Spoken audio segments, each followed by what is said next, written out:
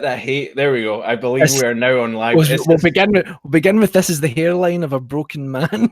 That's it. Speak for yourself. I know, but you've got that lovely straight hairline. I've got that old peaky. Woo! Do you know that I went and got my hair cut today, right? And the woman said to me, she's like, "Oh, take advantage of it while you're young." She's like, "You've got lovely thick hair, but you know it could still go when you're 65." I was like, "Fuck you." I know. It's like my hair's the only thing I'm clinging on to. Hello, everyone. Exactly. Hello, everyone.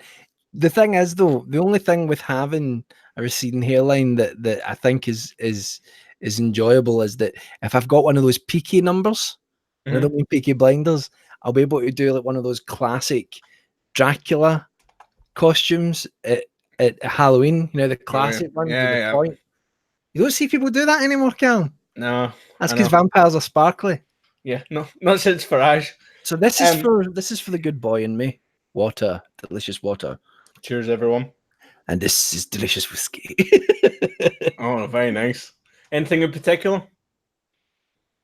Actually, I'm not sure what that is. I just poured, but I've got a couple downstairs, and I poured it. One of them's Highland Park, and the other one is a bottle of whiskey. I forget the name of it now. That a friend of mine was given for Christmas, and he doesn't drink whiskey, and I got it, and it was actually quite nice. But I forget the name of it. But it was good. It's always a glorious thing. Whiskey seems to particularly be that drink that people seem to inherit. Like, I don't think there's other drinks that people tend to hand out as much. Though I think wine does get re-gifted a lot. I mean, I re-gift wine all the time because I don't drink it. You didn't. Anyway, we should probably start talking to the people that are here. Yes. Sorry, I'm actually not. I can't actually see them. Hold on. So if you go to youtube.com and then look for a channel called Ghastly Tales. That old youtube.com. The internet's. Oh, I just got to catch that joke a second time there, Cal. I know. The what do you call it? The lights. I mean, it's summer, unfortunately. It's a little bit too strong outside. I thought the projector might have worked a bit better than it did, but we'll just put it in for a bit of atmosphere. Johnny Grow says, "What exactly, Johnny? Exactly what?" That's neither of us know. I'm sick of saying that these days. I know. I think that was before we started streaming, so I think that's even better that he's just shouted that into the void. But it's accurate. Exactly. So how are you, Cal? I'm very well. Better for speaking to you. Michael and I haven't spoken to each other since the last time we made a video. We made a solemn pact that we would only ever speak to each other when we were making Ghastly Tales. I love how you added the T in there at the end. You went to say we made a pack, and then you added it. Maybe that's just the way I speak. That was good. No, we have seen each other recently. Do you know, I thought I was losing weight, but looking at this camera, I think the camera is saying, no, you have not lost weight, Michael. This is why I like to keep the camera at a distance, but about 50 meters. have you seen like some of the really creepy Snapchat filters that are going about? Oh, is this the ones that turn you from a man into a woman? And all Michael, that? you'll love this. See yeah, I've seen you. Oh, did you? Aye. It was generally disturbing. It was really, really, really disturbing. Yeah. Because it looks like a legit photograph. I felt like it's the first time I started to feel like an old man when someone was like, oh, "Have you seen this on Snapchat?" And I was like, "No, go Snapchat." Funnily enough, the first time that I felt super out of the loop in anything was not with anything actually. I've been out of the loop in many things throughout my life, but out of the loop with anything technology based was when Snapchat came out, and all of a sudden everyone was talking about it, and I was kind of like, I have no idea what you're talking about. Now, of course I do, but I don't use it. Oh, there. Thanks for that. And I don't have. All right, okay. So there's someone else out there without Snapchat. I don't know. It just doesn't appeal to me. I used to think I used to use it back in the day. I say back in the day, like a few years ago. There was an attraction to the fact that everything disappeared. There was no evidence to anything, and then I kind of grew out of that. And it started to become culpable for my crimes. Yeah, or Cairns Chaos read Ashen the other day. Do you know? Thank you for the kind words. See that story? See the number of people just because of Ashens? Mm-hmm. That's all I got. Peace be upon him. every guy. time. Every time, as soon as because I thought Ashen was quite a good name for a horror story, but it turns out it's a better name for a man who reviews reviewer. cat. Yeah. God bless him. He's got a film coming out, another film. Another one that took him a week to make. That's it, with the guy that shit. I was about to make a joke. It's not the guy that played Crichton, but he more famously he was on what was that show? Robert Llewellyn. What was the show on Channel 5 that they made? Robert Llewellyn, is that his name? Yeah. Scrap Heap Challenge. Yeah, Scrap Heap Challenge. Remember they had to build like catapults out of shit that they found in the scrap heap. I like that. It was bullshit though. It was nonsense. Like there was no. It was the game show equivalent of the A-Team, where the A-Team would go into a barn. I'm really showing my age now here. Where they would go into a barn and there would just be various bits. There'd be a tin of paint. There would be a pitchfork. There would be a magazine. And then you would see this montage of the A-Team just like working on all this rubbish. And then all of a sudden the bad guys would turn up. They'd have an F-16. They'd drive out in a tank. A tank made of all this stuff. And do you know what? Callum, I suspended my disbelief. I suspended it. Oh, fair enough. But like you can understand now why B.A. Baracus himself is gone off the deep end. Has he gone off the deep end? Oh, he's well off the deep end. Do you mean age or just Mr. T? Yeah. He went loony quite a while Mother, back. there is no other. Lead poisoning, I think, from all Lead the chains. All the chains. Fake gold, is that what you're saying? It's all fake gold. So I suppose we should probably tell people what we've been up to and what we are continuing to be up to. Thanks to the Hobby Zoo and hello Rebecca and William. It also says the Hobby Zoo message retracted, which means that they said something honest and then changed their mind, and now they've said actually you guys are okay. But their initial thought they hated it. Yeah. For a second, I thought it said message redacted, which has a different connotation to it. That's the KGB, the KGB, genuine interest in us. Fingertips all over that. Right. So yes, we are. As some of you may have noticed, we've not been around very much. We have been around. Just ever. Right. We have been around, but we've not been very active on the channel. We go through these little bursts of doing a lot of content for like over the space of like maybe a month to a month and a half, and then we disappear for long periods. And it's not for want of it's not for want of trying, and we do try and put a lot of time into what we do, but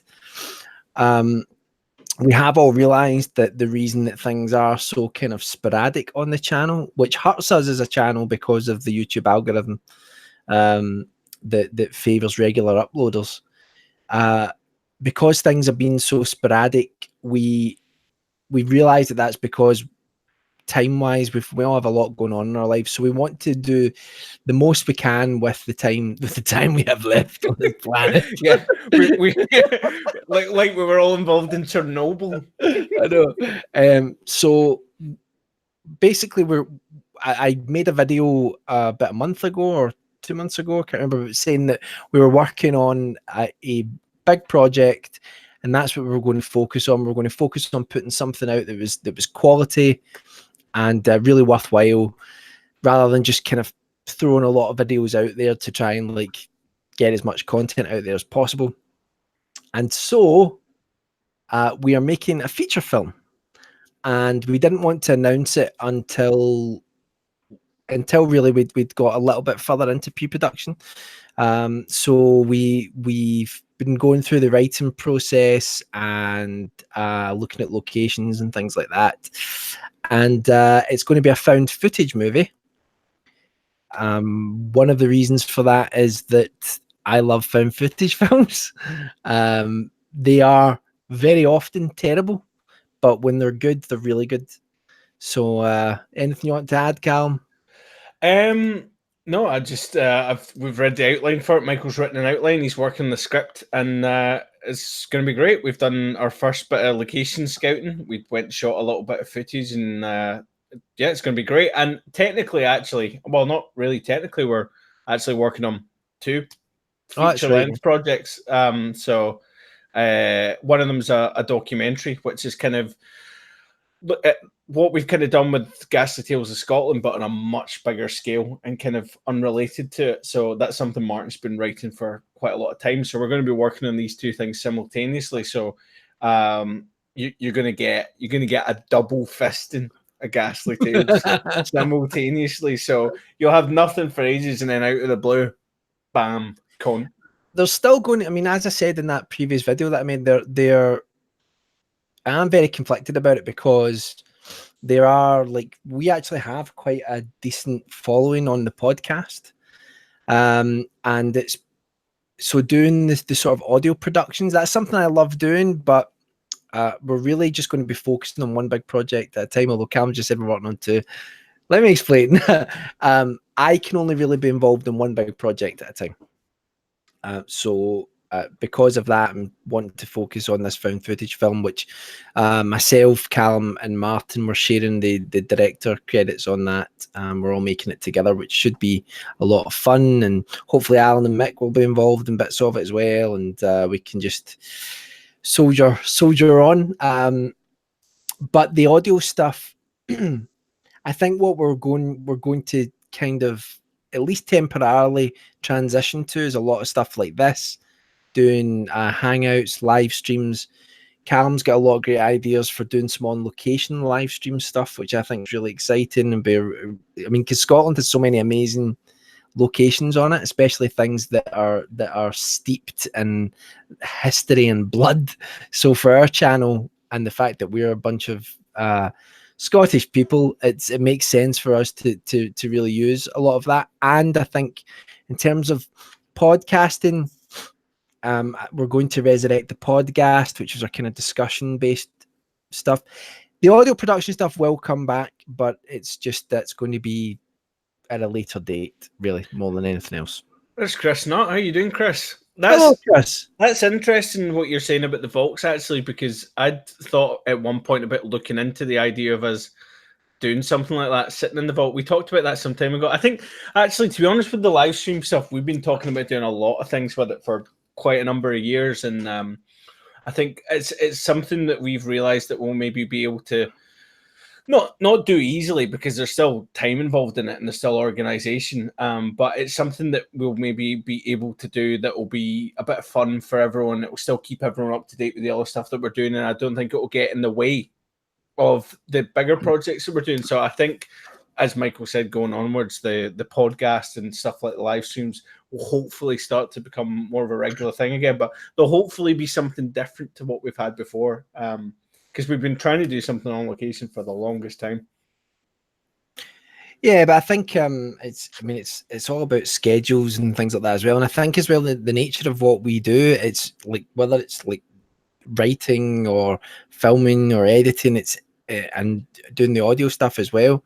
Everything we do takes a lot of time, and even other horror channels that we would maybe be compared to, like a lot of narration channels, like, in no disrespect, I mean, there are some narrators who really do put a lot of time into their audio productions, but standard narration videos don't take all that much time to do. But even when we're doing that, our process, it takes way longer. Well, I think you guys have got a habit of doing more than one read through, haven't you? Yeah. There's some people that have admitted to not reading the stories before they've read them. Yeah, that's a bit for narration purposes. So But like I say, it's really just a time thing at the moment. So we're really looking forward to doing this, and hopefully we will have something that's good in terms of releasing it. We've been looking at various options, maybe uploading it to Amazon Prime or Amazon Video, and maybe doing a kind of video on demand thing there. We've just turned Netflix down. And to be honest, it's getting a little bit pathetic at the moment. It's just like, I've had to get a new phone, actually, because they're constantly ringing up. They're going, guys, let's sign you in advance. Let's get this a lockdown deal. Let's go 60% up front. We're just, guys, you're embarrassing yourself. You're embarrassing yourself, and you're embarrassing us and that's important because only we get to do that. Hello, Tony, and Gary making a very important thing. Gary. Ghastly Sales wins our Haunted Scotland project collab coming. There's not enough envelopes in the planet for that. Oh God, that's an in-joke. That is an in-joke. There are other YouTubers, Scottish YouTubers that do like supposed paranormal investigations and things like that. I'm not against us doing collaborations with people, but I think it would depend who it is, and it would depend in what way more than anything else, you know. I think the biggest problem is we've got people like Martin, and Martin hates to be associated with quacks. I mean, he's surrounded himself with us, so I mean that's a bit hypocritical in that sense. But Martin, I know for a fact, could not stay in the vicinity of total nonsense merchants like that, for enough time to do a stream without just his mind coming out of his ears. Like, I mean, Martin, I don't even think would do like a proper scientific ghost stream with us if we wanted to, because I think he just thinks that a lot of it's just ardent quackery, which is true. Well, I mean, I feel, but I'm more Zach Baggins. I'm more no, not Zach Baggins, but not that sort of stuff. In terms of whether these things actually exist, I am skeptical but open-minded about them. I'm not. I'd be up for it. Like, I think it'd be great. Yeah, I mean, we've spoken about this on streams before. I've had a handful of experiences in my life that at least make me open the door to the possibility that there are things that we don't really understand. I think Martin is I don't think Martin would have a problem with doing, like, if it was just us, you know, and we were going and we weren't Derek Corin it up, you know, like Mary loves Dick. Yeah, we weren't doing that. That's a brilliant Derek Acora segment where you guys should definitely Google that, where basically people were just feeding him absolute nonsense and he was just spouting it back. He was a psychic on one of these shows, Most Haunted, and to test him, apparently some of the production team gave him some little tidbits, or let him overhear things, because they wanted to see if he would then put that into the show. And one of it was Mary loves Dick, and the other was he picked up the name of a spirit called Creed Kafer, which is an anagram for Derek Faker. I'm sure we've spoken about this before. Yeah, of course. Wait, most streams we do, because it's so far between each one, it's just the same thing. That's right. Before you know it, we'll be back round the rest of it. Jimmy Savile again. I know. We'll be back on Jimmy Savile in a moment. Might be a nightmare about a location stream where you guys would be out. A location stream is a lot less of a nightmare than you think. I've actually done a couple of tests. Not publicly, but we have all the stuff on hand to do it. I mean, I know you can just stream with a phone now, but a lot of it's kind of finding great locations that have actually got the kind of network to do it, you know, a good enough reception. But we found a ton of great places. And we won't be set upon by Neds. Yeah. That's right, yeah. That'll go down. Angry Villagers. Angry Villagers is more likely, to be honest. But no, I'm sure. We've already potentially got a couple of places. Is that the Turtles board game behind you? Yes, it is, Michael. I thought I would just stick it in the background. The other thing that we've invested in is I don't know if any of you have watched them, but a while ago did we do 4 episodes? Is that what we did? Let me check. I think we did 4 episodes of a series called Bloody Board Games, which was like playthroughs of horror or kind of horror related board games. Mm-hmm. And we had a lot of fun doing that, but it was a bit of a nightmare to edit together. But we did 4 of them. If we do some more live streams, we were all together, but it's like indoors, then we have a number of games that have been purchased for this exact purpose. And I believe that Turtles game, I don't know why, because how is it horror themed? Well, it's a Dimension X. Dimension X. Do you know it's called Tower of Doom, Michael? Oh, okay, fair enough. It's called Tower of Doom, and it's a skill and action game. They thought the skill's not enough. Let's get some action in there as well. Just what we need. Okay. Yeah, I retract my statement. I think doing stuff like that on a live stream would definitely be the easiest way to do it. I still, Jackie boy, how you doing? Long time. Hello, Jackie. Can't make the live stream, guys. You're here. Play old school. You've Hero already Quest. made it. Yeah. Jackie, don't start me. Don't start me on Hero Quest. I have. Let's not go into Callum. No. I mean, really. Let's not go into it, Callum. Michael spent a tidy sum. No, I didn't. Yeah. I didn't. But let's just say Hero Quest is one of the games that we have at our disposal to play. I don't know why I had to say it like that. I was also I was speaking with some of the people on the Discord about the idea of me potentially doing a 24-hour stream, which is something I've toyed with for a long time. And seeing as I only sleep about 2 hours anyway, it's not really difficult. You're not really wired correctly in that way. Yeah, just in general. Me and Kirsty were talking about that the other night, about how we wish we had your energy. Because like raising a child, like if we had you, I said that was like if Callum becomes a dad, he's actually going to be quids in because he'll have more energy than the child. It's a curse. I know. Well, I feel I like to impart some of that energy onto your child, particularly when she's about to go to bed, so it makes it very difficult for you. I know you have done that. That's and then as I'm trying to get my court magician. I know. Hello, is the court baggage turning up?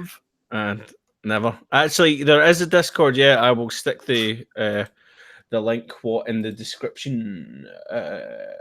Why are you saying it like that? You sound like you've had a stroke. Like Matt Berry. Welcome. In the description. I'm getting weird sounds every now and then over the old headphones. Oh yeah. So you trying to tell me this has already become? Do you know what it sounds like? Do you know what it sounds a little bit? It sounds a little bit like the film that's playing in the background, which is a film you and Martin made. I don't know why I'm pointing. I'm actually pointing. Well, I'll just I'm pointing at. So we can say it. If you're quiet for a brief moment, we'll be able to see. All right, I need to move my arms this way because I'm looking reverse. This here. The interference in numbers. That's kind of what it sounded like. It could be the fact that there's a projector running behind me. Playing those sounds. Yeah, not directly. You ever watch Child's Play? If I can say it correctly. What the original one? Yeah. Yeah, of course. Yeah. What do you think the new one's going to be like? Mark Hamill voicing it is a tick for me, but that's always a bonus. Yeah. Always a bonus. Yeah. Unless you know you're Ryan Johnson and you don't know what to do with him. I don't know what happened with Mark Hamill because there was a point. I remember there was a film called, I think it was called, I want to say it was called Slipstream. Or like Slipstream 2000 or something like that. Right? Yeah, I know. If in doubt, stick 2000 on the end of it. There was a film called Death Race or Death Race 2000. I'm sure this was called Slipstream. And it had Mark Hamill in it. I also want to say that it had Mick Jagger in it. Quite like he was doing a lot. I remember it being promoted on like Saturday morning television. And Mark Hamill just looked like a defeated man at that point in his career. And then I remember catching it like late night on like the Sci-Fi Channel, which is never good. Never good if you're up late, unless when they used to play Mystery Science Theater 3000. That was awesome, but like a lot of the time, it wasn't good. And this film, I just remember it being absolutely awful. And I think Mark Hamill had a moustache. Yeah, he went through a period of doing that. But my whole point is that he had this moment in his career where everything just like he just kind of disappeared, and he was playing like the villain in the Flash TV series. Why? Yeah. Did they not bring him back though for like the more recent one? Yeah, because they did the like Infinite Earth thing, or that's what they're doing. But anyway, anything that gives him a bit of money, anything that gives Mark Hamill a bit of money, I'm behind. Even if it's terrible. My point is, it feels as if he all of a sudden became a great actor. Because, right, as much as I love stepping point, Wing Commander, you think? Hey, Heart of the Tiger will be will go down as one of the greatest gaming memories that I will ever have. So good, so good. But no, I don't know. At some point, Mark Hamill all of a sudden became a good actor. It's a mystery. Maybe he was replaced like they did with Paul McCartney. Maybe that's what happened. I like your theory. What, that they replaced him with Paul McCartney? Yeah. I love Mark Hamill, but I'm just saying that like there was this period where it just felt like he wasn't very good, and then all of a sudden he was the voice of the Joker, and he was amazing at doing voices all of a sudden. Maybe it's just me. Maybe it's just that I missed out, and I don't know. I don't know. I think the guy's had a very unfortunate career trajectory. I think he's never quite reached that greatness. But he doesn't seem overly bitter about it, but he also does seem... Sorry, I'm laughing at Kieran's chaos. And a glow stick. What is it? I had a glow stick. I don't know. Space Battle, I think it was called. Space Battles. Jackie Boy's asking if we still play video games. The answer to that is yes. I very rarely get to dabble, but when I do, it's a delight. I played a little bit of Apex Legend when it came out, and I kind of stopped it quite quickly because I played a lot of the old Battle Royale games, and I've kind of become terribly directed by Cal McPhail. I've become terribly bored of them, so I've taken a big break from them. To be honest, I can't touch. Careful what I say next. I can't touch like multiplayer games really, because I just I get too addicted to them. Like the last time me and Callum played Rust many years ago, and I remember I had this 2-week period in my life where we played Rust, and like I remember being out having a meal with my girlfriend, who's now my wife, and I remember like looking at her and looking down at my lap during the meal, and I had my phone there, and it was just I was getting updates from Callum about what was happening to our base, and that I needed to get home, and I literally was like, yeah, this food's really good. Need to giving it to a local dog. Yeah, just pulled under the table. Need to hurry all this up. So yeah, no, I hit 905 hours on Rust, and I thought that's a bit pathetic. And then I found out recently that a lot of the people that are playing it the most are well past 9,000. And I thought, you're getting 9,000 hours. 9,000 hours. Video game. Oh no! Listen, live your life how you want to live it. As long as you don't hurt anyone, that's fine. But anything can be a vice. A video game can be a vice. Watching movies can be a vice. Miami can be a vice. Yeah, a vice can be a vice. Yeah. Even reading books can be a vice. I know people who like just read constantly and they don't really do much. On an IV drip, it's like we can't stop from reading. Continually turning pages, his hands have just been ripped to shreds. But yeah, like anything, absolutely anything can be a vice. I have absolutely horrendous hair right now. I don't know if it's the headphones that are making it kind of worse, but it's almost like it's parted it into 4 different areas. I look like a butler from the 1920s. Would you ever? I mean, I'm not suggesting that you'd need to, but would you ever consider going like full-time hat? Do you think you'd ever be one of those people who would just wear a hat full time? Because I'm seeing a lot of people doing it. No, but I will say this, and I want to be on record with this, which is that it really annoys me the bad rap that like a fedora hat gets, because to be honest, see if it didn't have a bad rap, 100% you'd be wearing it all the time. Not all the time, but every now and then I might wear one, but I don't wear one because people who do wear them have given them a bad rap. Have you ever tipped a hat to anyone in your life? Yeah.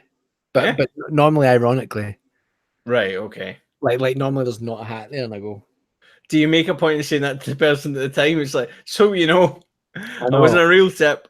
I know. Well, whenever I do any kind of like action, I narrate what I'm doing. So it's like I'll just say what it is. ironic hat tip. And that's how I work. That's how I operate, Cal. That's genius. Jackie Boy's saying you watched the Never-Ending Story on the bank holiday. That's funny. Was it Channel 4 or something? Because I'm pretty sure I saw that on New Year's Day. I just remember the song. I just remember a horse drowning in mud. Yeah, the white. What was the name of the white dragon creature? That's the name of the horse. The dragon's called Montgomery, I think. No, it's not. Funny thing is, I remember loving that film when I was a kid, but it's one of those movies that it's never held up. That I've never returned to. There are some films though that you're actually scared to go back and watch because you think there's a little part of you that has that inkling. This actually isn't that good. Nothing more devastating than watching Streets of Fire and realizing. You'd have to watch that. I was checking to see if you were listening. Yeah, I was listening. Ajax. Are you sure it wasn't Artax? Ajax is the name of the guy from Warriors. Two very different things. I'm sure the name of the horse was Artax. Mimi Katzen is at work and looking for distraction. What type of work are you doing? So I want to know. Yeah. We might need to have another line of discussion. Yeah. While we wait for response. I know. This is when we find out that Mimi is some sort of YouTube employee who just flags things. Call center. God help you indeed. Well, pays the bills. It's true. That's right. I know this is where you don't have to specifically specify where you work. Don't give us any information because we are terrible at dealing with stuff like that. We are a leaky sieve. Right, Jackie Boy and Original Stephen. I've just mentioned the Dark Crystal, which I've mentioned before. That's the first memory I have of going to the cinema was going to see the Dark Crystal. That's the one with David Bowie, isn't it? No, shut your face, right? But what I do remember about that film, especially, I mean, it's kind of a little bit like Return to Oz, in that like you're like, oh, it's a kid's film, but it's actually quite frightening. And but I remember my little, whatever it was, 4-year-old brain or whatever at the time couldn't handle the fact that I'd been in to see a film, been in darkness for hours, and then came back out and it was light outside. And I just always remember my brain not being able to handle that and just having this little sort of moment where it couldn't quite handle it. So you trying to say that was more impactful on you than the film? The fact that light changes? I'm just saying that no. Well, I'm just saying that's part of my memory. The other memory I have was the BMX Bandits, the Australian film. Yeah, I remember it. When Nicole Kidman's in it. Yeah. And I remember being at a caravan park, and they had like an indoor club, but like to the side of it there was like what felt at the time like an amphitheater. It was arranged in a kind of semicircle, and they had obviously just had like a projector up or something like that. It was tiny, but my little brain again thought that I was in this massive place. You know, there was a Scottish band called the BMX Bandits. Really? I just thought I'd put it out there. I think you might have known that in the realm of BMX Bandits based facts. So, oh yeah, so as for Child's Play, I have no idea what the new one's going to be like. There you go. Thanks. All right, good. The other one is the Thing 2. What? Not Thing 2, sorry. The other one, It 2. Fuck it, yeah. I thought there was a sequel to the Thing. They already technically made that, and it was rubbish. Let's not get started again on that. Prequel. And they made a prequel, and I think there are decent things. Ballad. Yeah, no, I agree, but I think there are decent things in that movie. Yeah. I'm just saying, yeah. I think there are some decent things in that film. Special effects. I just remember watching it and thinking this is okay, right? It wasn't. I don't think it was a bad movie. Imagine that. Imagine you spent like 2 years of your life working on something, and someone's coming out and saying, it was okay. That's Some it. 2 years ago, like just up fucking no-name smoke. Scottish guy is just like, it's okay, it's all right. But no, I thought it was all right. Yeah, the sequel to It is coming out. I don't know that when the Tim Curry's dead, isn't he? no, Is he not? I don't think he's dead, is he? I forget now who's dead and who's Dead to not. the world. I know he's still alive. Yeah, Poor he just, bastard. he wasn't very well. But what I do like, I'm quite interested to see at chapter 2. The first part I described as a horror movie for people who don't watch horror films. It's like it's really effective if you don't watch a lot of horror movies, but if you watch a lot of horror movies, I think like just the scares in that movie, the way that they're kind of lined up, they don't really affect you as much. That's what you want to get, Callum. You want to get the people who watch a lot of horror, and if you can really get them, then you'll get everyone.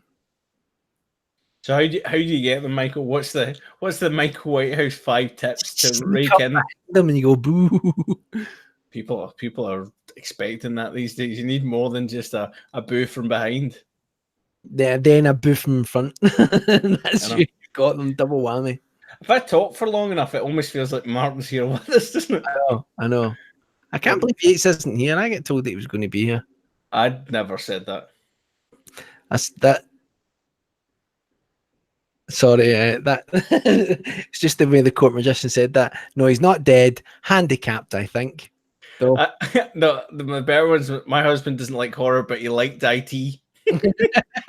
Don't know what computers have got to do with it, but that's fine.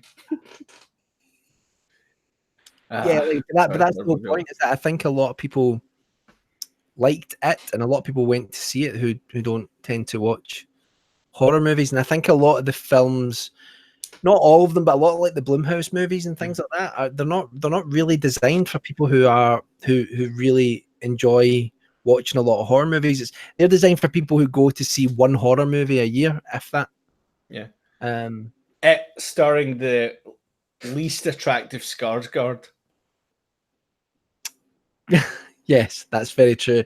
Yeah, I have to say as well, like it's strange. It's like when Tim Curry played Pennywise, he actually played him like he was a clown.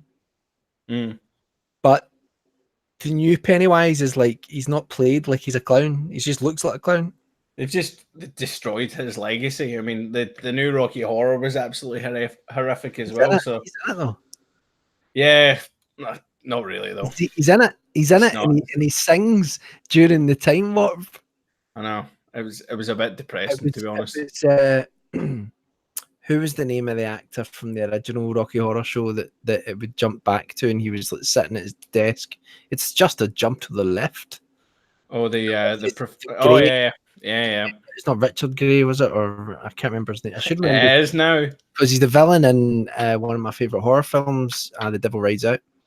But Suspiria, that's an interesting point. I keep meaning to watch the new one because people have said it's quite different, but I've seen clips of it and I'm not entirely sure what they're doing with Tilda Swinton's. Like, Tilda Swinton's dressed up for the entire film in prosthetics as an old man, but they've kind of like Tilda Swinton's trying to do an old man's voice, and it doesn't sound very good. An old German man's voice, I think. I mean, she's got I know. Nothing worse than an old German man's voice, is what Callum's saying. She's got range, so, but listen, I mean, don't have anything against the Germans, all right? No, I've not got anything. I'm just saying I don't think it's within her range. Mate, it was a long time ago, all right? Yeah, no, I know. I think they make lovely jackets. A long time ago. Right, beer. I think all I'm saying is she should stick to the rice. Jesus. Tilda Swinton. Okay. I already made that joke before, but that's fine. But I remember when she got cast as the Ancient One in Doctor Strange, and everyone was like, diversity, diversity. But then when it was like an Asian character was cast as a white woman, people didn't know what to do because it wasn't a white man. They were like, I don't know whether to kick up fuss about this or not kick up fuss about this. Yeah. And now she's playing an old German man, so they should have reined her in. Exactly. She's after your job. Mimi Katzen says the same guy played Mycroft Holmes in the Granada series. Was that the one with Jeremy Brett? That's fucking the man that cannot let things go. The definitive. I was going to say the definitive James Bond, the definitive Sherlock Holmes.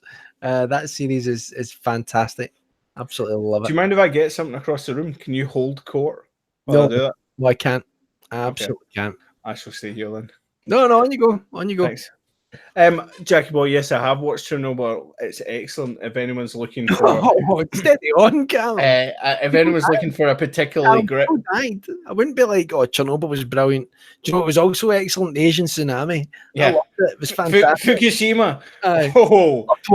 Good times. Yeah, no, that's it. I know. At the end of the day, they shouldn't have built the house so close to the sea. No, it's true. Chernobyl's very, very good, and it's definitely worth a watch. One of HBO's best things, much better than Game of Thrones. I'll be back inside. Oh dear.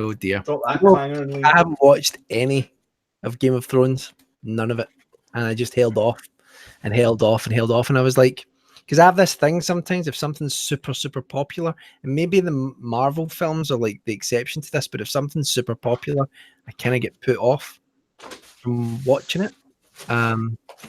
And I think Game of Thrones. Oh Jesus, Callum! Sorry, I just saw a lovely close up of your face. Oh yeah. God, I look like a wreck. This is what having a child does to you. Honestly, it's like, and I don't even care anymore. I just don't care anymore.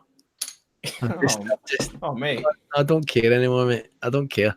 I'm just letting it all go. Yeah.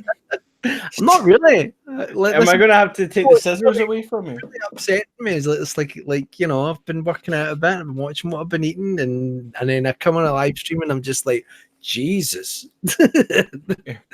I've not in a good place. Oh yeah, Gary's made 100%. 100 right. Mate, see in episode 3 of Chernobyl, they start bringing the miners in, and the lead miner is Trevor from fucking EastEnders. Mimo, it's just you and Mimo coming in, and he's trying to basically they're trying to find a way to deal with all the graphite, and he just threatens it. He threatens it over the side of the thing. Domestically abuses it into a hole. He was effective, that man. Effective, what, like an assassin? Yeah, he was effective. An effective domestic abuser. Effective in terms of his acting, Callum. That's what I'm saying. But so far he's carried on. He hasn't been. He was killed by an iron, was he not? Did he not kill him with an iron? What's happened with? No, he doesn't get killed. He died. This is terrible. I shouldn't know this. He died in a fire. There was a fire that I think he started, and he had Mo tied up and all that, and she escaped. and then the 3 stages. Trevor was in the house, and there was a guy called Tommy who lived in Albert Square, who was an ex-fireman who also had a brain tumor. Right. Who ran into the house and saved a couple of people, and then there was just Trevor left in the house, and he was just running back into the house, and he winked at his the love of his life and was like, "I'll be back in a second." And he went into the fire, him and Trevor, and he's pulling Trevor out, and they're still in the house at this point, and Trevor says the immortal words, "We live to fight another day." And then there's a massive explosion, and both of them die. That's probably how Chernobyl's going. And I don't watch a lot of soaps, and I know that.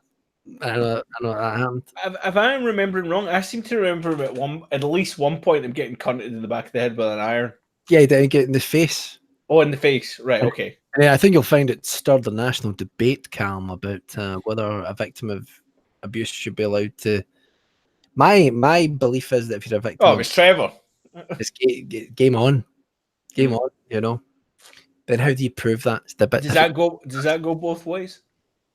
No, the abuser doesn't get to do what they want. I mean, I just mean like if a woman's abusing a man, do you think it's game on?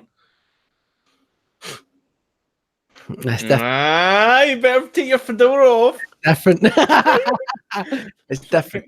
It's Yeah. different. Oh, right. Okay. Well, no, it's not always different, right? What it's based on is danger. How much danger is there, right?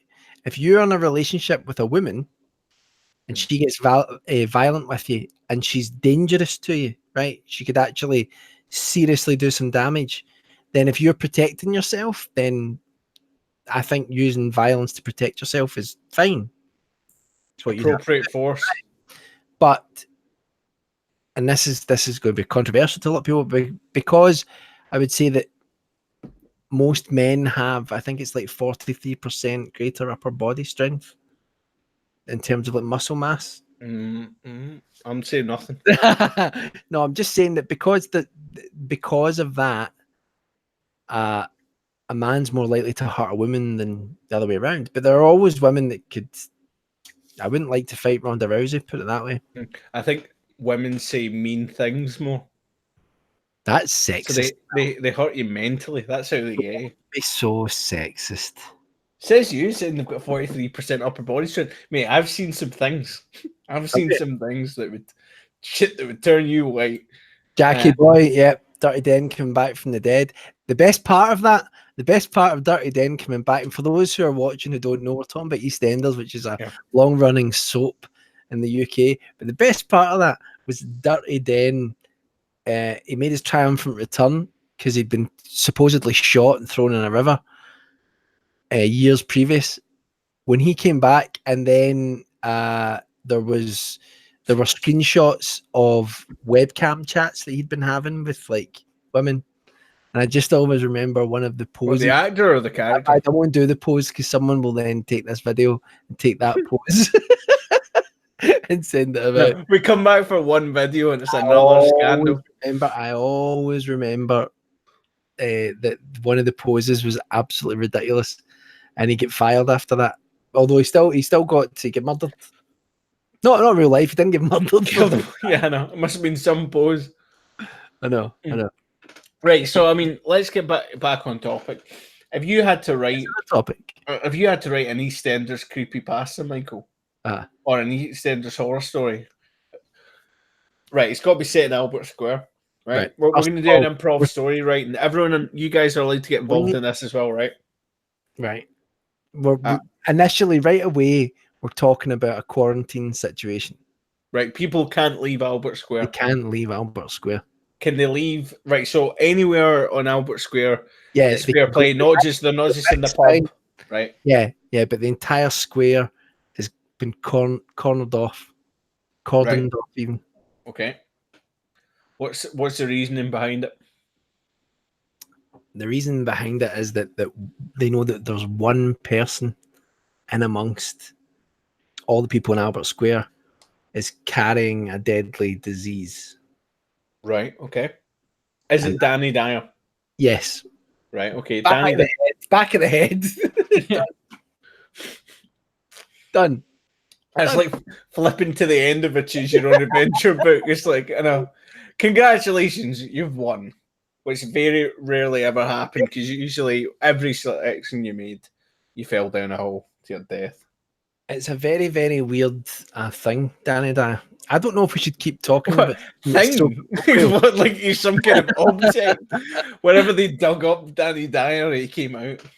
He's a strange. I'm fucking shitting myself. It's a strange thing that's happened to him. He went from being, he had a film out before he was in EastEnders, and I'm not right. I think that is that the one that Mark Hamill was absolutely kicking the shit out of? I'm sure I read that it made £36. Yeah. In the box office. That must have been one cinema though, and they've just thought that's what a headline. No, nationwide, Cam. Right. £36 nationwide. Yeah. Your mates never even went to watch it. Your family never even went to watch it. £36. Right. Let me try and see if I can get the actual. Callum, we don't want facts. £602. Right, that's bad enough. It was called Run for Your Wife. It's got Neil Morrissey in it, doesn't it? It was an adaptation of a long-running West End play. Oh dear, oh dear. Sorry. Its preview takings were 320, Right. and it was shown across the UK in 9 cinemas. Bad news, man. Bad news. Jesus, no, I'm pretty sure that was the one where Mark Hamill just absolutely kicked the shit out of it, wasn't it? I think he'd done that before, though. I think he'd already criticised Danny Dyer. Must be difficult for Mark Kermode now because Danny Dyer's like on television is quite a big sort of personality now. Jackie boy, see you there. Always a pleasure to have you here. Enjoy the football. Yeah, have you ever he's funny though, Mark Kermode, right? Because now he's deadly serious, right? And everything's real like high level chat in terms of like the way he appraises stuff, and everything's got to harken back to existentialism or some really bizarre film reference from a film no one's seen from about 45 years ago. But if you go back like a handful of years ago, he was jumping about, shouting about Guy Ritchie, talking absolute nonsense. Like he's had a total polar shift in who he is. People change. People change. People change. It's not honest. It's not honest. It's not. What are you like? Are you just like I don't know, like the sun? You're just there. Yeah. You never change. Mate, I'm nothing but a real guy. I'm just. Yeah. I'm. You've changed since I've met you, and I've known you for 10 years now. I've lost weight. Double figures, mate. Double figures. True, yeah. In fairness, I was always double figures when Michael knew me. He didn't bring me in at the age of 9. Why? So. Why is my camera so low res at the moment? Could it be your internet connection? It could be. It could be. Honestly, Virgin Media. Fucking hell. Yeah, virgins. You know, they just lie. They just lie about your internet speed. I got gigabit broadband not that long ago, and I will tell you all, it is the land of milk and honey. How much is that? I got a discount because I was one of the first people to ask for it to be installed in my building, and I am paying £23 a month. And if you weren't getting the discount, how much would it be? £24. 30. Yeah, I know. £23 and 5 pence. Something seriously wrong because I am paying. I'm paying £50 a month for a phone line and my broadband. So you pay like $17.99 for your like line rental or whatever, right? Yeah. Like you pay for that regardless. And it started off at like when I first signed up, it was like £29 a month for ages. Then it just crept up, and I kept getting letters too saying we're increasing your bill by £2 per month. You know how you fix that though? Like, see when your contract's up, you just call up like your retention. There's no contract really. There's no like. Then you just phone them up and you say you're going to leave, and before you know it, you'll have like 20-30% off. And then they'll be like, "Good riddance to you. Internet cut off," and I work from home. Calms. Absolutely done. I just saw my stupid face and the screen behind you, Calm. And the screen behind. All right. Revenge of that there pumpkin. That's not your face. I think that was the most fun we had. That was genuinely the first time we've enjoyed each other's company. The only time. To tell a story again, it's quite funny though. Martin and I were talking about this the other day when we were filming, about the fact that at the same time we were filming a scene where Michael accidentally stands on a jobby that's just happening there. A bunch of guys were filming a short film for the 48-hour film festival at the other end of the tunnel that we were in, and they were also doing a fake poo gag.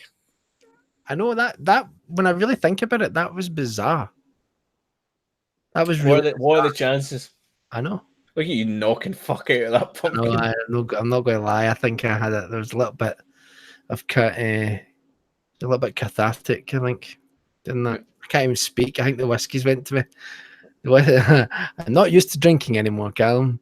That's right. There's no room for apologies here. We'll just sit in silence. And... That's fine. Yeah, I still have that jumper. That jumper there. I've seen you wear that jumper in recent times. Do you still have those shoes? No, unfortunately not. They got covered in some combination of absolutely horrendous. That was what Martin always says. Like, if you ever speak to Martin about that film, It's the poo. It's yeah, the that's it. He's always like, those guys had a better poo than us. Do you know what? Do you know what really annoys me about that is that we had. It's my fault because we had concocted what looked like a good poo. It had more yellow to it, and it was runnier. And then I think I added more. I can't remember if it was cocoa powder or something to it. And then it just basically turned it into Nutella. But we were up against it time-wise because we were trying to get it out for Halloween. It was another one of these classic Ghastly Tales rushed jobs where we were like, do you want to make a film? Yeah, we better make this. We better make this in the space of 3 days.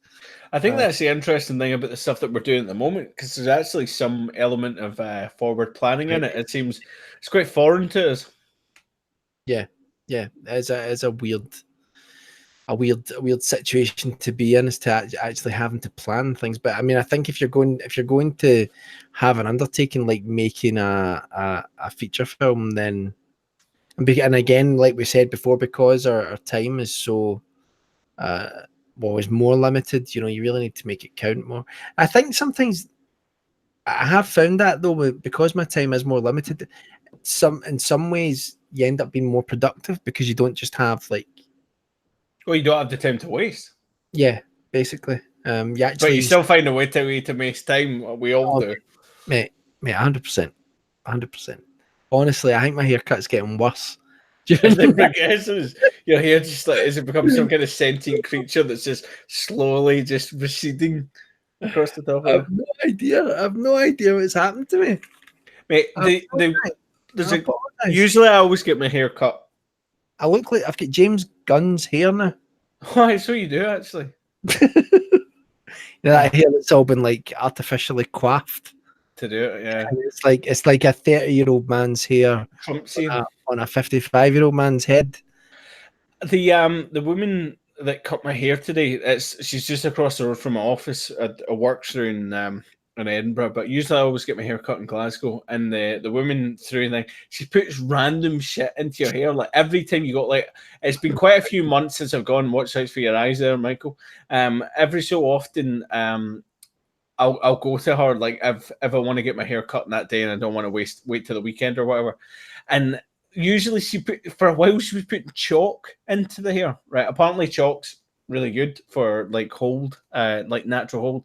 But she just sees a big fucking handful of it, just smashes it in. She's like, just gonna put some of this chalk into here, and she says it after she's just smashed it into. Yeah, chalk, right? And today she's like, I've got a wee medley here. She's like, and she throws it in, and then afterwards she goes, to you? You used to slag Yates for spending a fortune on a haircut. Mate, it cost me £13. I don't believe that in a place. If someone's talking to you about a medley, well, I'm saying it was a medley. I'm not. Basically, she threw in sea salt and chalk today. That's beautiful. I don't think sea salt's good for your hair. I hadn't known Callum for very long when he accompanied me into a barber's one day. Oh yeah. And I got my hair cut and I came out and I was feeling okay about myself. And then Callum was like, Did you ask for the CAD file? Haircut.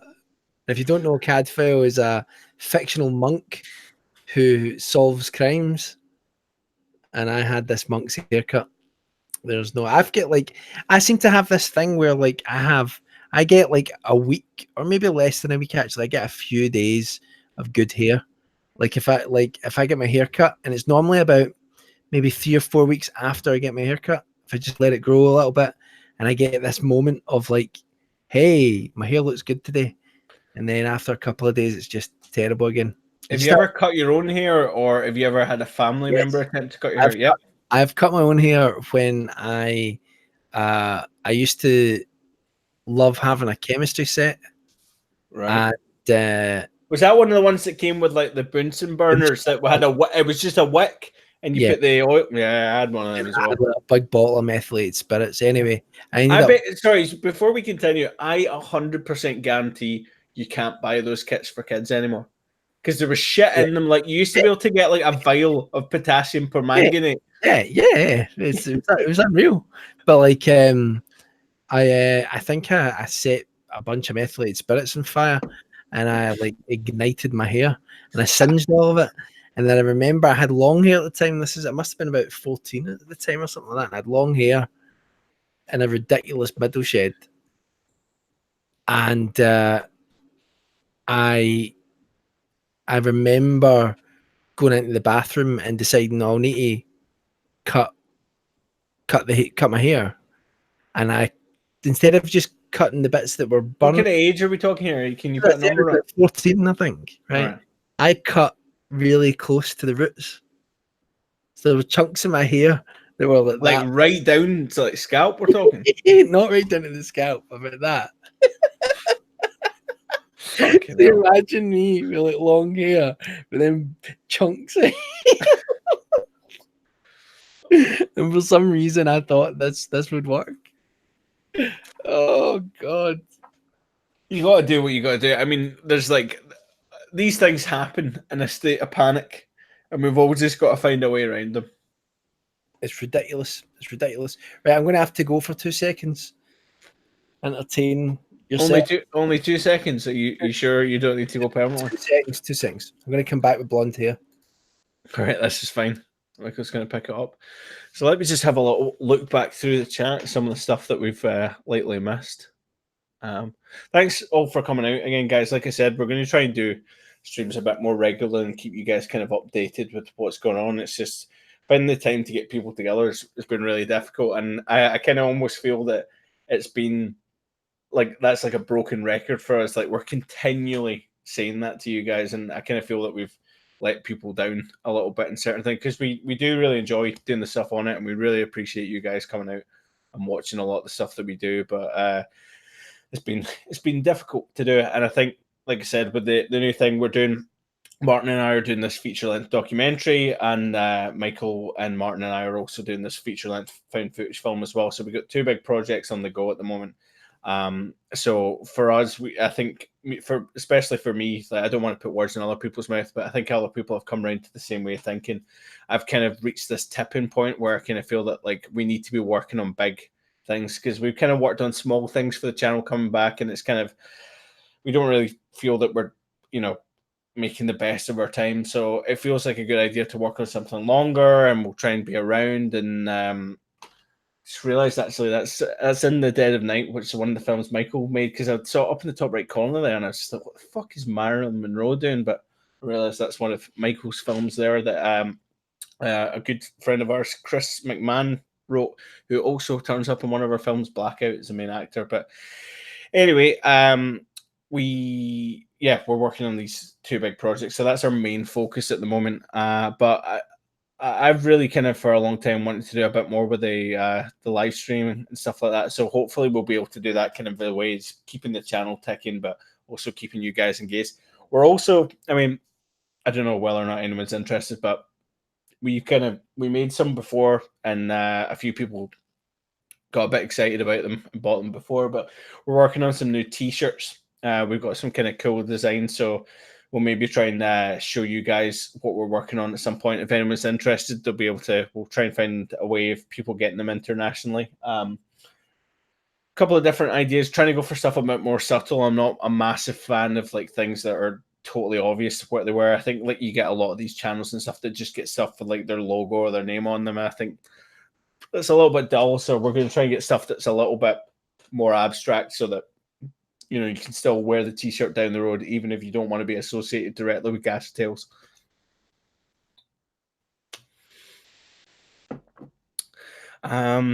What's the long? Karen's. You'd have to wait till Mike comes back, but I'm pretty sure at one point he'd grown it quite far down. My hair has never got much longer than about this. I just can't handle it. Once it gets to a certain point, I just got to get rid of it. Just going back, there's a lot of EastEnders chat here to get through. But yeah, we've been talking about a couple of things upcoming. I think, like I said, Michael and I are going to try and get the podcast going in a more regular interval. I kind of quite like the idea of doing the streams and stuff like that, because it's a good way of communicating with you guys as well. I think another thing potentially as well. Like I know a lot of people do stuff like Q&A videos and stuff like that too, but I kind of almost feel in a way that the streams are a bit like that too. You guys are able to kind of ask directly, so I don't know whether or not you guys actually see any value in doing stuff like that, because I kind of feel that the streams are a better way of doing that, because at least you guys are able to kind of ask at the time the questions that you might have. But I think we're going to try and do a stream. I think at least me, Michael, and Martin are going to try and do a stream for the solstice, which will be coming up, I think, is it the 21st of June, maybe? So that's like the solstice is the, for those that don't know, is the longest night of the year. So in Scotland, particularly, it doesn't get dark until like after about 11 p.m. So that would be pretty cool to try and do that. And I think we've got an interesting location. And like I said, I'm going to try and get some of the more. Maybe we'll get some of the bloody board games up against the stream too. Again, it's just getting everyone in the one place. And I might try and shut. Did you just say shut up? No. All right. Okay. Thanks. And never ever shut up.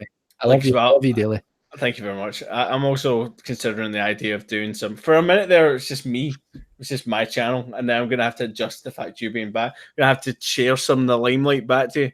There's not that much light, Michael. You better take the bit that you've got. But hold on. I think I'm also talking about, because I probably, it's a bit easier for the likes of perhaps me and Martin to make time at the moment. Probably more me. I've considered the idea of doing like some streams with myself. Whether or not anyone would actually be interested in streams with just me is another matter. So you guys can let me know if you'd be interested in that. But yeah, if you got good. Has your webcam got closer?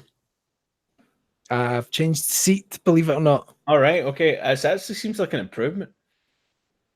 Thank you. What's that? How long were you working on your hair through there? Your hair's improved significantly. I literally did one thing, which was, and this is what I realized. See the receding hair bit here, right? The hairline here. Mm-hmm. So I had this bit of hair that was out like that, right? Right. Like that. And it makes it look a lot worse when you have that. Whereas this isn't how I would normally wear my hair. Okay. I would normally cover up my shame a little bit. Your shame? Christ. I've been looking after it's not that bad. I'm just a broken man now. So I'm just... You've still got a decent amount of thickness in your hair, Michael. I don't think you've got anything to worry about. No, I have some thickness, but I've always had a massive, massive forehead. Look at that. Look at this, right? It's like it's more... That forehead, my forehead is more than a third of my face. That's not right. Have you ever seen the film Coneheads? Yeah, they wish they were me. Well, it worked out okay for them in the end. Chris Nutt's asking about your book. Is there any update on that? Yep, it's still coming. Yeah, it's pretty much well, it is all done. It's just editing and compiling it really into. So I'm doing the release that I'm doing with it is there's a limited run, which is for anybody that wants a signed copy. So this limited run's a much meatier volume. It's like 700 pages long. It's got like pretty much everything that I've public released and a couple of things that I haven't. And so that's just a limited run. I've had like 300 orders for that, so which is awesome. And then there will be a release after that of the like where you'll be able to buy the book, a paperback and a digital version of Bedtime and Other Tales of Terror on Amazon, and that's a much shorter book. That's basically like a standard short story collection, like 12 or 13 stories. So yeah, that's what's happening pretty much. I'm trying to the main thing that's kind of holding me up at the moment is I'm trying to get a bunch of client work out of the way, basically, that's siphoning off a lot of my time. So hopefully I'm coming to the end. If I had a book that I was writing for a client, and hopefully once that's out the road, which it should be in the next 2 weeks, then hopefully I can just get down to formatting the full book. Is that Cybernator? If it is, welcome back. And Rare, 4 a.m. in Japan. what is the chat in Japan? What's going on in Japan right now, particularly at 4 a.m.? What is the crack in Japan? Oh, that's got it's a bit of an epilepsy warning going on in the background. Sorry about that. The anyone's just gone into a massive seizure. Did you have any kind of warning on screen when you made that film? I don't think we're kind of. I really see that film in the background. I need to talk so that you actually are able to see it, but I really regret my involvement. I deeply regret my involvement. I had a blast making that, and because me and Chris had like the run of fully furnished nursing home, but they didn't have any residents. They'd all been moved to different places, so it was a very eerie place. And it was during the night that we were filming there. In the dead of the night. Yeah, exactly. But I think that what are you laughing at? Just because I just saw Zoe's face all of a sudden, it sort of surprised me. It's funny actually. Martin started going on about this the other day. What? Take it down. No, Martin was talking about this the other day. I actually thought, I wonder if we actually have to bin that film. Anyway, carry on.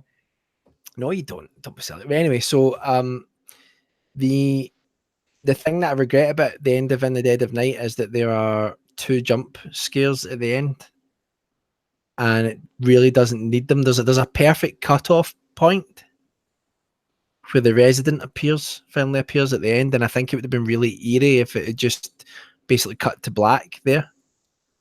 But instead we had done this other jump scare, which is ironic because I'm the one that's always saying that jump scares are totally overdone, and nearly every film we've done it's got a jump scare in it. I know. It's too easy. It's too much of a cop out. It's really difficult to get away. Do you know what? It's kind of funny considering how run and gun it is. It's actually one of our more interesting films. That Gift, for one that had everything.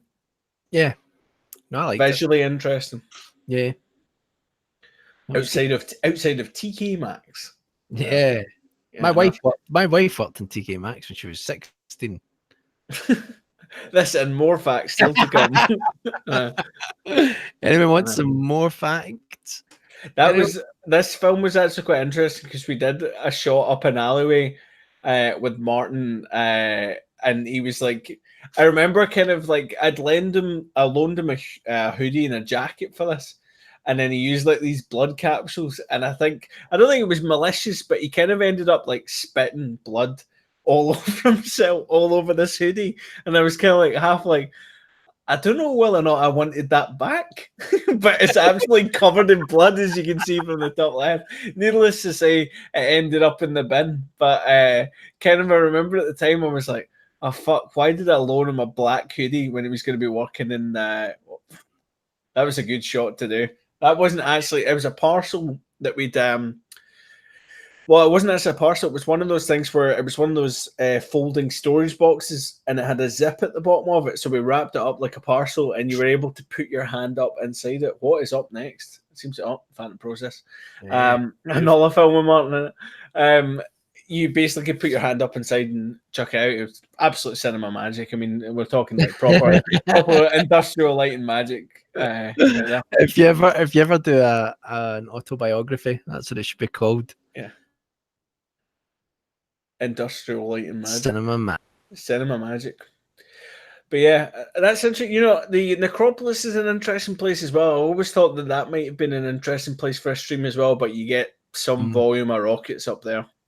That's the problem, isn't it? It's trying to find places. I mean, there's plenty of places in Scotland because it's so underpopulated that you can go to. But in Glasgow, it's a bit tough to find places where you're not going to find people that are just drinking. Total maniacs. I remember when we were filming actually with Phantom Process, a guy came up and he was like, "What camera have you got?" And I told him, and he was like, "Hi, Kieran.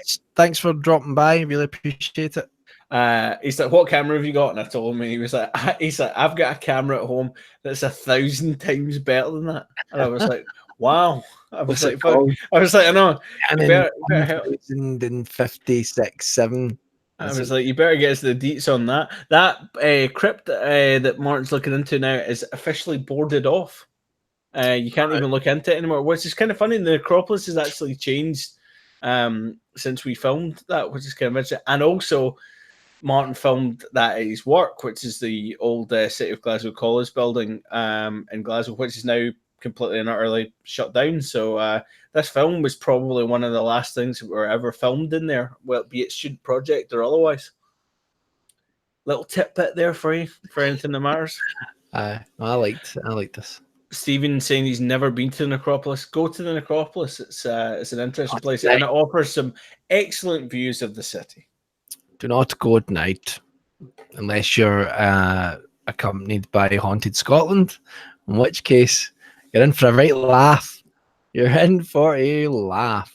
Yeah, for anyone that hasn't seen, I'm going to try and find that video so I can post it in the chat. Talk amongst yourself, because is that definitely Haunted Scotland? Because I know that there's been a few ones. There was that American guy that came across and started talking about the Gorbals vampire as well. There's been a few choice ones. Yeah. I don't think it is Haunted Scotland. I think Gary's throwing his no, do you know what? He might be right, but I think our Haunted Scotland project, I think that's the one. This is the one. So if you guys want to see some hey, jokes on us, they've got 5,000 views for it. They show how to Court Magician. Have a pleasant evening. Yes, thanks for joining us. Next time I'll hopefully be a little bit more on the ball. No, let's not say anything we can't take back. But yeah, that's the video there, which is 55-minute. I don't want to say documentary, but video clip that was put together of some people that are slightly overly susceptible to it. They're using like an iPhone app at some point with a ghost radar on it that's picking up blips, and they're like, "Oh, there's 4 ghosts over there." And you're like, I don't know about that. So that's reached the end of the. That could very well be the end of the. That's our entire filmic output. Is what you're saying, including the documentaries. That could very well be the end of it. Shit. But I'm gonna just have to put something copyright on after it. Oh well. Oh dear. Never mind. Do you want to just film something now? Just make a film over here. The Haunted Callum. I always remember someone saying that what do you call it? I always remember someone saying that that did a review of Terminator 3 or something, and they were like, "Oh, I'm pretty sure I could do a better video at home on my webcam than." Did you just fall? No, I just moved the. I just moved the thing. You just seem to have a lot more headspace now. It's probably because I'm leaning forward. Are you sure? You sure don't just get smaller? No, do you know what?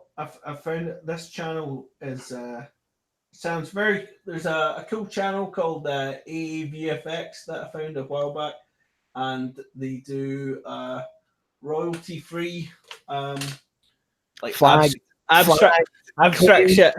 It's cool. All their stuff's for anyone to use, and they do a lot of like really abstract shit like this, and it's a really cool channel.